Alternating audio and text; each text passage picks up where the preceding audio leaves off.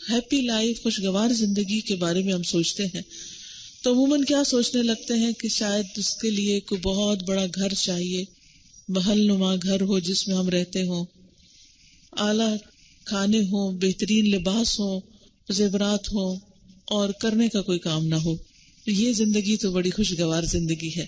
لیکن اگر کسی کا گھر چھوٹا ہے یا اس کے پاس کھانے کو 2 وقت روٹی نہیں تو شاید اس کی زندگی بہت مزریبل زندگی.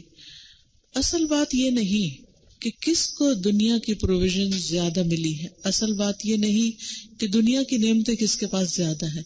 اصل بات یہ ہے کہ لائف کے بارے میں کس کی اپروچ کیا ہے، وہ مختلف چیزوں کو کس نظر سے دیکھتا ہے، ان پر اس کے اندر کتنا شکر ہے، وہ مختلف پیش آنے والے واقعات، حالات اور جو تکلیف دہ چیزیں ہیں ان کے بارے میں وہ کیا سوچتا ہے، ان کو وہ کس طرح ہینڈل کرتا ہے. نعمت ملتی ہے تو کس طرح ریئیکٹ کرتا ہے، تکلیف آتی ہے تو کس طرح ریئیکٹ کرتا ہے. کتنے ہی لوگ ایسے ہیں جن کے پاس زندگی کی بے شمار نعمتیں ہیں لیکن وہ ان کو انجوائے کرنا نہیں جانتے، وہ ان کو اپریشیٹ نہیں کرتے، وہ ان پر خوش نہیں ہوتے، ان کے لیے ان نعمتوں میں کوئی ایکسائٹمنٹ نہیں.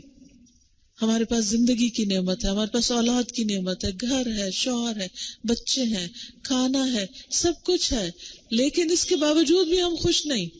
تو کمی کس چیز کی ہے؟ ایمان کی کمزوری ہے. کیونکہ نبی صلی اللہ علیہ وسلم کے مطابق مومن جب اس کو کوئی خوشی ملتی ہے، نعمت ملتی ہے تو وہ خوش ہوتا ہے. تو نعمت پر خوش نہ ہونا یہ بھی ایمان کی علامت نہیں ہے، یہ بھی ایمان کی کمزوری ہے.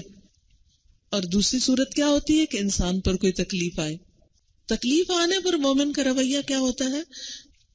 وَإِنْ أَصَابَتْهُ ضَرَّاءَ صَبَرَ، کہ جب کوئی چیز اس کو ہرٹ کرتی ہے، کوئی چیز اس کو تکلیف دیتی، کسی چیز میں اس کو نقصان ہوتا ہے تو وہ صبر کرتا ہے، وہ واویلا نہیں کرتا، وہ شور نہیں مچاتا، وہ لوگوں کو بلیم کرنا نہیں شروع کرتا، وہ تقدیر کو برا بھلا نہیں کہتا، وہ اللہ سبحانہ وتعالیٰ کے بارے میں برے گمان نہیں کرتا. وہ کیا کرتا ہے؟ صبر، اس کو برداشت کرتا ہے، وہ اپنے جذبات کو کنٹرول کرتا ہے. آپ خوشیاں بانٹیں، خوشیاں آپ کے پاس واپس آئیں گی. آپ تلخیاں بانٹیں، تلخیاں آپ کے پاس آئیں گی. اس لیے خوشحال زندگی، ہیپی لائف کا جو راز ہے وہ لوگوں کے ساتھ اچھا سلوک کرنے میں ہے، اپنے ہاتھ پاؤں سے بھی اور اپنی زبان سے، اپنی مسکراہٹ سے. جو اچھا کر سکتے ہیں ان کے لیے اچھا کریں. تیسری چیز، اچھی مصروفیت، ڈوئنگ سم تھنگ، اپنے آپ کو آکوپائیڈ رکھنا کسی نہ کسی اچھے کام میں. اور وہ چاہے کوئی سوشل ویلفیئر کا کام ہو، عام لوگوں کی بھلائی کا کوئی کام ہو، یا کسی علم کا سیکھنا سکھانا. یعنی یہ دونوں چیزوں میں سے کچھ نہ کچھ ضرور کریں. ہو سکے تو دونوں کریں، لیکن اگر دو نہیں ہو سکتے تو کم از کم ایک ضرور کریں. کیپ یور سیلف بزی، فارغ نہیں رہیں، کیونکہ فارغ رہنا شیطانی خیالات کو دعوت دینا ہے. کہتے ہیں نا کہ خالی ذہن شیطان کا گھر ہوتا ہے. اس لیے مسلسل کچھ نہ کچھ کرتے رہیں. تو خوشیوں کا راز یہ نہیں کہ آپ دوسروں سے خوشیاں ڈیمانڈ کریں کہ آؤ مجھے خوش کر دو، میرے لیے کچھ کرو کہ مجھے خوش کرو. نہیں، آپ کسی کے لیے کچھ کریں، آپ کو زیادہ خوشی ملے گی. پھر اسی طرح چوتھی چیز، اپنے پریزنٹ پر فوکس کرنا. ہماری زندگی کے 3 حصے ہیں، پریزنٹ، پاسٹ، فیوچر. ہم عام طور پر پریزنٹ کو چھوڑ کر یا پاسٹ میں ہوتے ہیں یا فیوچر میں ہوتے ہیں. پاسٹ کی باتیں یاد کرتے رہتے ہیں، کس دن کس موقع پر کیا ہوا، کیا اچھا ہوا کیا برا ہوا، اور اس میں بھی اچھا کم سوچتے ہیں.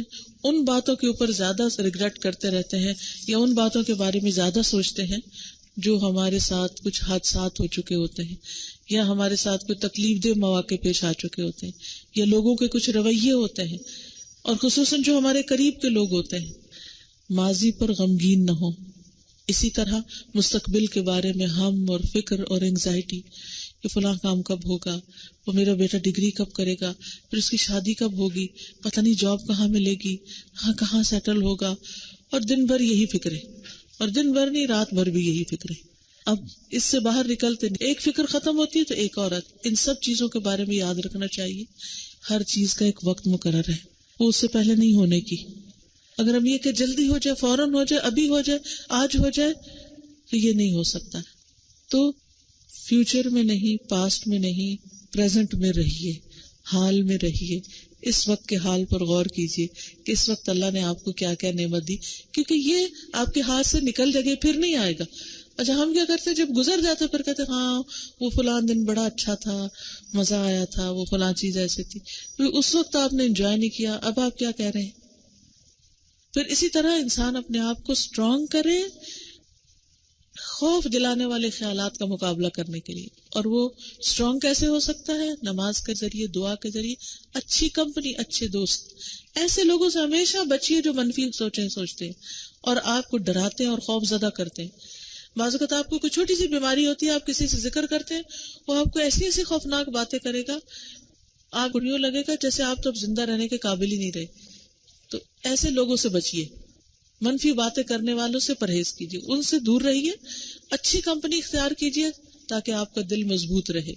پھر اسی طرح بیلنسڈ لائف گزاریں، ایکسٹریمزم سے پرہیز کریں، یعنی ہر چیز میں ایک اعتدال، محبت میں اعتدال، نفرت میں اعتدال، دینے میں اعتدال، روکنے میں اعتدال، ہر چیز میں اعتدال. جب ہماری زندگی معتدل ہوتی ہے تو خوبصورت ہو جاتی ہے، اور جب اس میں انتہائی رویے ہوتے ہیں تو پھر وہ زندگی بدنما ہونے لگتی ہے اور پریشانیوں کا باعث بنتی ہے. انسان کو ہمیشہ یہ یاد رکھنا چاہیے کہ انسان کی اچھی یا بری زندگی اس کے اپنے سوچ کی پیداوار ہوتی ہے. اگر آپ کی سوچ خوبصورت ہوگی تو زندگی بھی خوبصورت ہوگی، اگر سوچ آپ کی منفی ہے تو زندگی بھی مصیبت کا شکار ہوگی.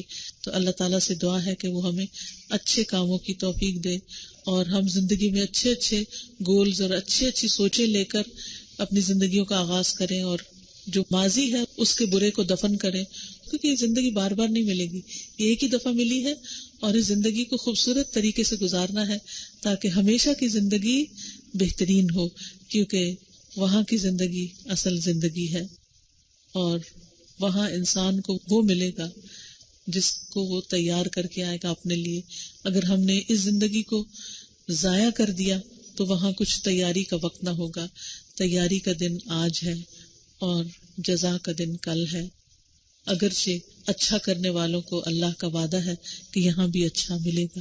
اللہ تعالی ہمیں اچھا کرنے کی توفیق عطا فرمائے.